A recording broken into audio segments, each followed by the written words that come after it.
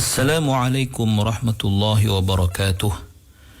Innal hamdalillah nahmaduhu wa nasta'inuhu wa nastahdihi wa nastaghfiruh wa natubu ilayhi wa natawakkalu alayhi wa na'udzu billahi min shururi anfusina wa min sayyiati a'malina.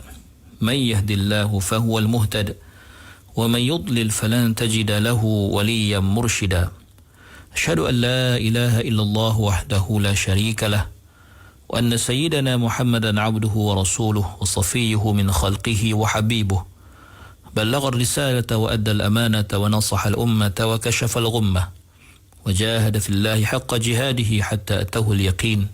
Allahumma salli ala sayyidina Muhammad wa ala alihi wa sahbihi wa barik wa sallim, amma ba'd. Muslimin muslimat, sahabat pendengar IKIM yang dirahmati Allah, marilah sama-sama kita rafa'kan kesyukuran kehadrat Allah di atas segala nikmat kurniaannya kepada kita, dan marilah sama-sama kita mensyukuri nikmat iman dan Islam yang merupakan nikmat yang paling berharga yang dikurniakan Allah kepada manusia dan kepada kita khususnya. Dengan kita mentaati segala perintah Allah, melaksanakan segala suruhan dan menjauhi segala larangan, mudah-mudahan Allah Subhanahu wa taala sentiasa memberikan taufik dan hidayahnya kepada kita dan memberikan kita kecerdasan hati dan minda dalam kita berusaha memahami ayat-ayat Allah Subhanahu wa taala. Muslimin muslimat yang dirahmati Allah, kita masih lagi belum selesai membicarakan makna ayat atau tafsiran ayat yang ke-77 daripada surah An-Nisa. Allah berfirman, A'udzu billahi minasy syaithanir rajim.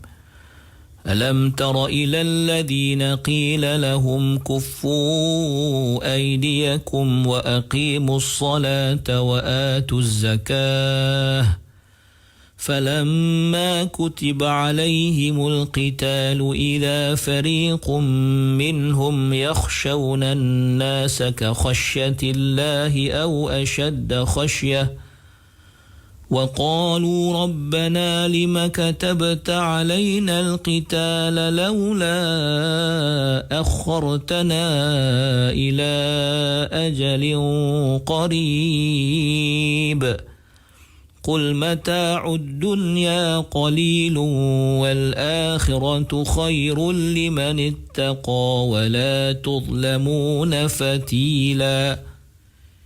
Yang bermaksud, tidakkah engkau hairan wahai Muhammad sallallahu alaihi wasallam melihat akan orang-orang yang pernah dikatakan kepada mereka, tahanlah tangan kamu daripada bertindak melancarkan perang yang belum diizinkan, dan dirikanlah sembahyang serta berikanlah zakat. Mereka meminta juga hendak berperang, kemudian apabila mereka diperintahkan berperang, tiba-tiba sepuak di antara mereka merasa gerun kepada manusia, sama seperti merasa gerun kepada Allah atau lebih gerun lagi. Lalu mereka merayu kepada Allah dengan berkata, wahai Tuhan kami, mengapa engkau wajibkan kami berperang pada saat ini? Mengapa engkau tidak biarkan kami hingga ke tempoh yang singkat, iaitu akhir hayat kami? Katakanlah wahai Muhammad sallallahu alaihi wasallam, harta benda yang menjadi kesenangan di dunia ini adalah sedikit sahaja dan akhirnya akan lenyap, dan balasan hari akhirat itu lebih baik lagi bagi orang-orang yang bertakwa, kerana ia lebih mewah dan kekal selama-lamanya, dan kamu pula tidak akan dianiaya sedikit pun. Muslimin muslimat yang dirahmati Allah, semalam kita telah melihat panjang lebar daripada pentafsiran daripada ayat ini, dan saya ingin sambung pada pandangan yang kedua, iaitu khilaf dalam kalangan ulama dalam menyatakan kepada siapakah atau tentang siapakah ayat ini berbicara. Maka pandangan yang pertama ialah mengatakan bahawa ia menceritakan tentang orang-orang yang beriman. Sementara pandangan yang kedua yang akan saya jelaskan, ia menyatakan bahawa ayat ini diturunkan untuk menceritakan hakikat orang-orang munafik. Dan orang-orang yang atau ulama yang berhujjah ataupun yang cenderung kepada pandangan ini berhujjah bahawa ayat ini mengandungi perkara-perkara yang menunjukkan bahawa ia khusus atau ditujukan khusus kepada orang-orang munafik. Kerana Allah menyifatkan mereka dengan yakhshawna an-nasa ka khasyatillahi aw ashadda khasyah. Maka frasa ini sudah cukup untuk membuktikan ia tidak ada melainkan pada orang munafik.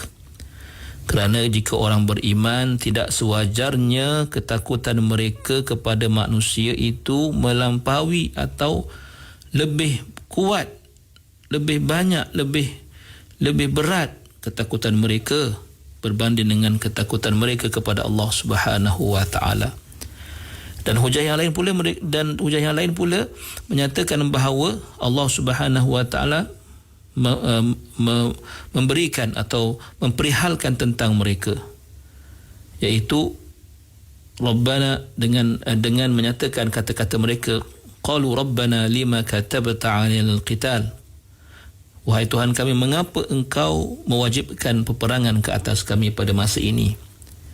Dan maknanya ini merupakan suatu petunjuk tentang i'tirad, tentang bangkangan mereka terhadap Allah Subhanahu wa taala, dan sifat membangkang, sifat mempertikaikan, mempersoalkan hukum yang Allah taala berikan, yang Allah taala perintahkan, itu tidak layak untuk menjadi sifat orang beriman, maka pastilah ia sifat orang kafir ataupun orang munafik.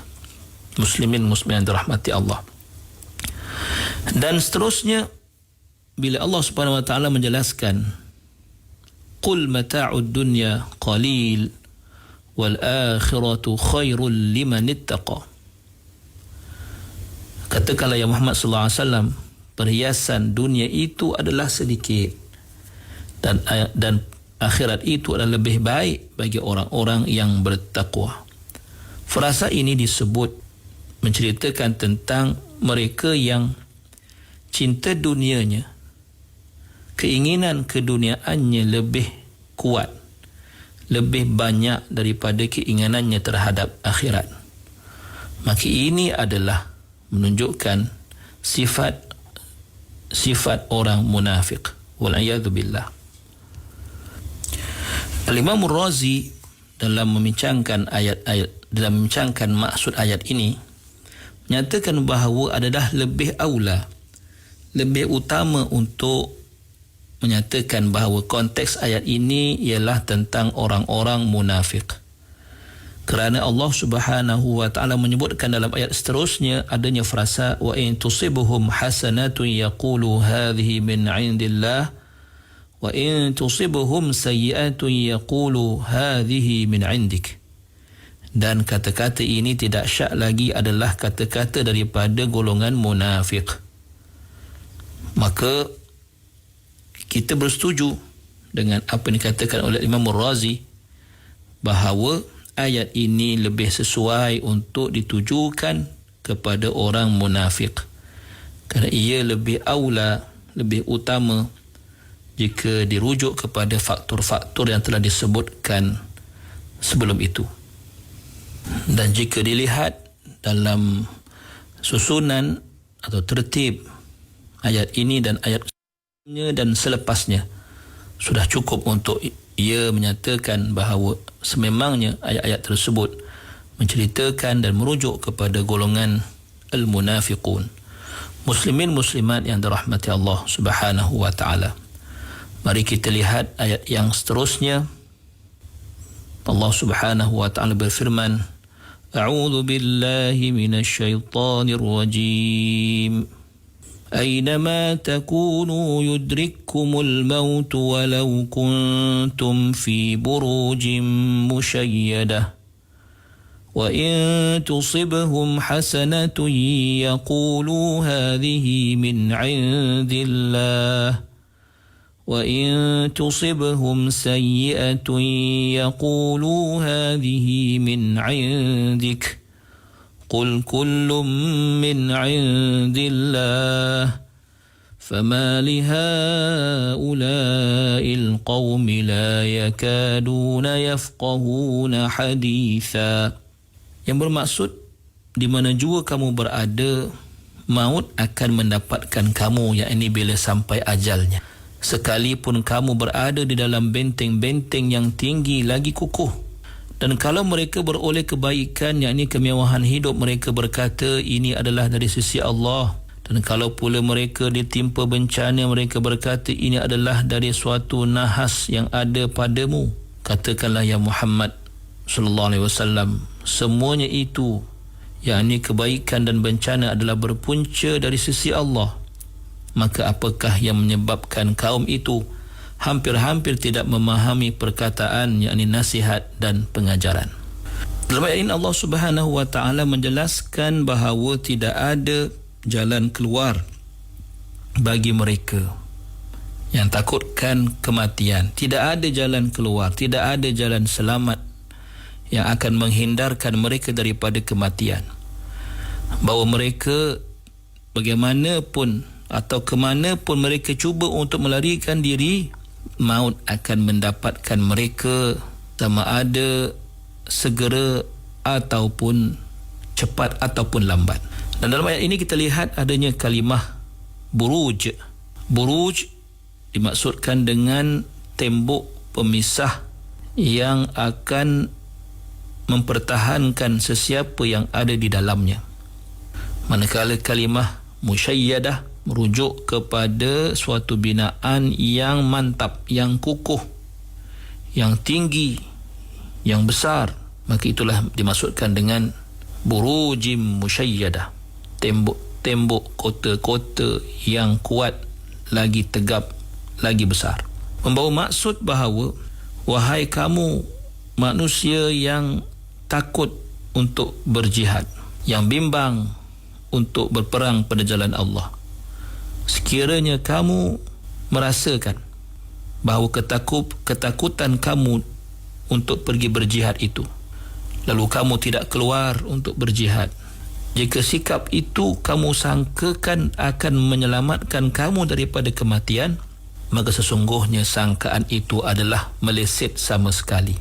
Kerana kematian itu di mana sahaja akan mendapatkan kamu, walaupun kamu sedang berada dalam suatu tembok yang kukuh lagi kebal. Dan sekiranya itu hakikat yang sebenar, dan sememangnya itulah hakikat yang sebenar, maka sedarlah dan hendaklah kamu jadikan mati kamu itu sebagai kematian orang-orang yang berani, bukan kematian orang-orang yang melarikan diri. Maka ayat ini jelas kepada kita, Allah menyelar golongan yang benci untuk berperang itu, iaitu orang-orang munafik. Pada masa yang sama, Allah menggalakkan dan menggesa orang-orang lain dalam kalangan orang yang beriman supaya terus-menerus bangkit memperjuangkan agama Allah Subhanahu wa taala dengan berjihad fi sabilillah. Dan bila kita lihat Allah menggunakan kalimah yudrikum untuk memberitahu kepada kita bahawa kematian itu seumpama suatu makhluk yang hidup yang kerjanya mengejar manusia, mengikori manusia di mana sahaja manusia itu berada. Dan ia boleh mendapatkan manusia itu pada bila-bila waktu yang ia mahu. Maka ia seorang pemburu yang tidak boleh tidak akan berjaya untuk mendapatkan buruannya, dan tidak boleh tidak akan mampu sampai dan mendapatkan buruannya itu walaupun yang diburu itu cuba untuk membentengkan diri mereka, untuk berselindung, untuk melindungi diri mereka, atau cuba untuk melarikan diri daripadanya. Pasti tidak akan berjaya kerana mati sentiasa mengejar. Maka jelaslah kepada kita pada frasa ini suatu penjelasan yang sangat mudah, yang sangat terang, bahawa kematian itu adalah suatu yang tidak ada cara untuk sesiapa pun melarikan diri daripadanya. Tidak ada jalan keluar daripadanya. Sama ada seseorang insan itu berperang atau tidak berperang. Mungkin dia tidak mati di medan perang walaupun berperang, tetapi mati di atas katil selepas peperangan. Kerana itu adalah hak mutlak Allah Subhanahu wa ta'ala. InsyaAllah akan kita sambung lagi perbincangan ini. Aqulu qawli hadha wa astaghfirullahal azim li wa lakum. Wassalamu alaikum warahmatullahi wabarakatuh.